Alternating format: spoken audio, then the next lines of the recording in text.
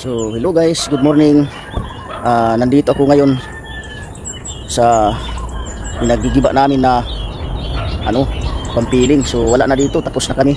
So hahanap na naman kami ng iba kung mayroon pa. Kasi ito hindi kinaya kasi buhos. Sulit ito. Yun kailangan mayroon jackhammer, kaso wala kaming jackhammer. So siguro ko katapusan na ito na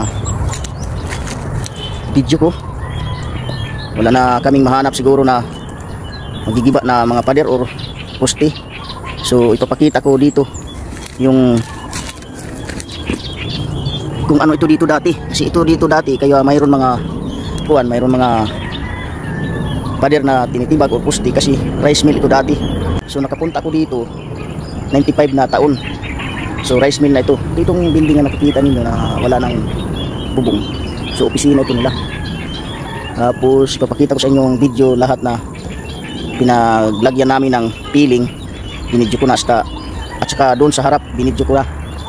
So ngayon ito dito parang mga damo na. Kasi 2000 yata nagsarado ito, tapos mayroon dito nagrenta na Taiwanese junk shop, ginawang junk shop ito, kaya mayroon mga siminto. So 2007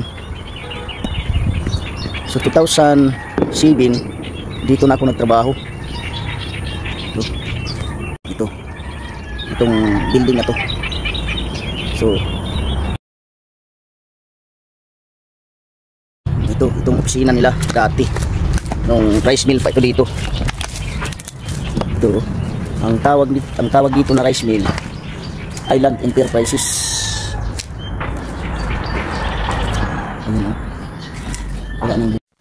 Okay, palabas na ako dito para makita ninyo dito sa labas yung pinilingan namin at saka doon sa harap.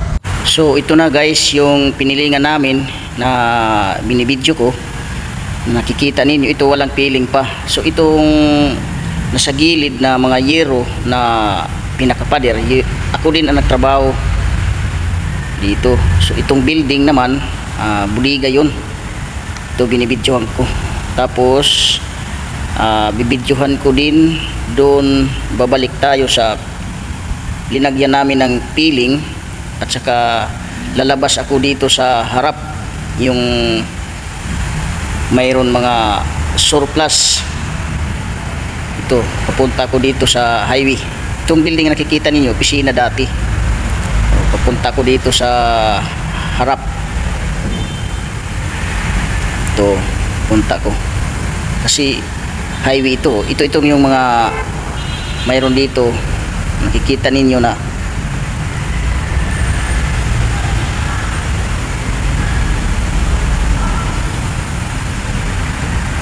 ayun itong Korean surplus.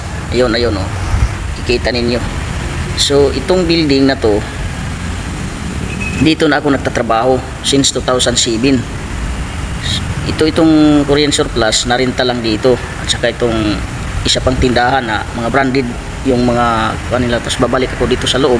Itong building nakikita ninyo yun ang sinasabi ko na opisina dati. So babalik ako dito sa dito ako natutulog. Ito yung hagdanan namin na dinadaanan papuntang dito sa taas. Ayun ito. Dito sa taas parintahan din ito. Pero opisina dito ang pagparinta, hindi buliga. Ayun ito. Kung nakikita ninyo, ito yung dito ako natutulog sa taas. Ayun. Bali dalawang opisina ito dito kasi mayroong division sa gitna. Ayun division ito nakikita ninyo sa video.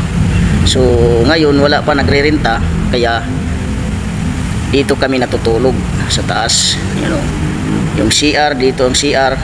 So okay guys, hanggang dito na lang yung video ko. Medyo mahaba, pasensya na kayo. So kung bago pa lang kayo dito sa channel ko, paki-subscribe naman. Maraming salamat.